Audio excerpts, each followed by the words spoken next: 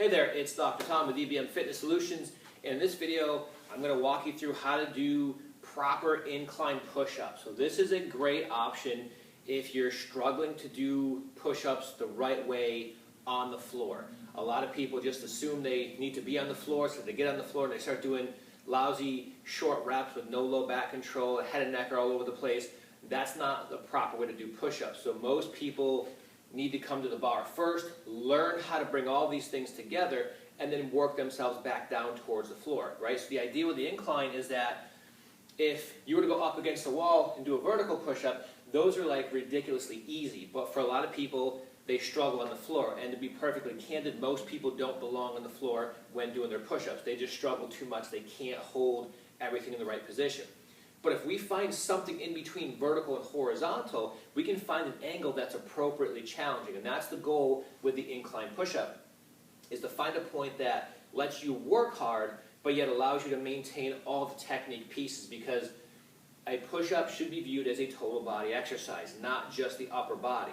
So when we're doing this, we're looking at lower body position, low back position, shoulder blade elbow position, and head and neck position. All of it has to be factored in when looking at the push-up technique overall. So what you want to do is use a bar in a squat rack, or if you're at a gym and you have a Smith machine, which is the bar that's kind of on a little track that lifts up and down with the hooks on it, find a bar that you can do push-ups on. And then if you're not sure where to start, just pick a height and try it. And you can always adjust it up or down once you kind of get going. The key though, so most bars in the middle have a smooth part to them. And then you'll have this kind of this knurling, this rough part, and then go a little further, there's like a little ring around the bar. So in general, for hand placement, you want to avoid extremes. This is true with push-ups on the floor as well. Avoid super close, avoid really wide. You know, if you're going to go close, shoulder width is pretty good, but usually slightly wider is where we want to go for push-ups. If you go for the smooth part in the middle of the bar, and right where the smooth and the rough come together, stick your thumb there on both sides. So stick your thumbs like this, and now what that's going to do, that's going to space your hands just a little bit wider than your shoulders, and that's a good place to start. You can move it around a little bit if you need to, but that'll be a good place for you to start at least and work from. Now, if you can, and if you feel comfortable doing so, once you set your hands here, try to bring your thumbs over the bar and not grab the bar if you can. It's a small thing there, but if you can rest your hands on top, when you grab here, it will slightly internally rotate the shoulders, and if we can keep your thumbs on top, it lets the shoulders stay a little bit more in a neutral position. Again, we're splitting hairs here. If you can't, don't worry about it. You'll be all right with it. But set your hand position. Now, stay up on your toes. You don't want to drop your heels down, because then what's going to happen is your ankles and your calves can actually become a limiting factor for the push-up if you drop your heels down. So stay up on your toes. Okay, so from here, what I want is to kind of maintain a plank-like position. So basically from my feet right up to my neck here, I want to keep everything locked in. And once I'm in that position, none of that moves. My low back doesn't move, my elbows don't come up this way, my head doesn't move forward. It all stays locked in top to bottom. That's probably one of the most important things to focus on with your push-ups. So I set my hands here, I'm up on my toes. Now, at this point, legs are tight, I'm squeezing my glutes, core is tight, I'm going to keep my neck locked in. I'm looking towards like more the trim along the bottom of the wall here. So I don't want my head up, I want to keep my head lined up with the rest of my body.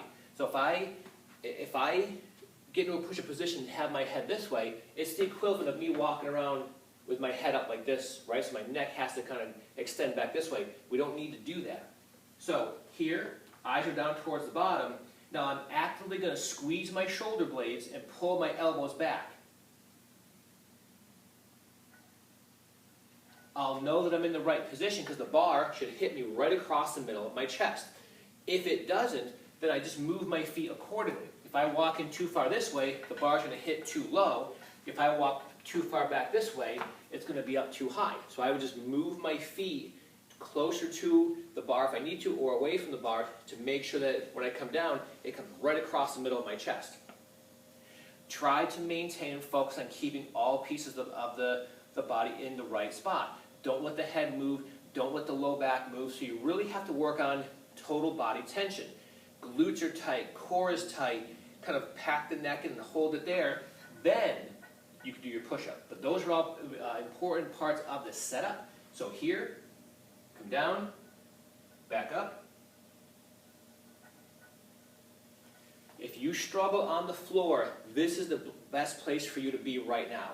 Work with this, spend as much time as you need, and then as you get stronger, lower the bar down closer and closer to the floor, and then transition back over to doing them on the floor. You can check out the other tutorial video for push-ups on EBM's YouTube channel. It does talk about using a full or a half foam roller once you get on the floor to come down to work on maintaining your technique as you work on working through the full range of motion on the floor. So check that out when you're ready to transition. But in the meantime, spend time getting good at the incline push-up, and then as you make your way back down, you'll have good, solid technique when you get back to the floor.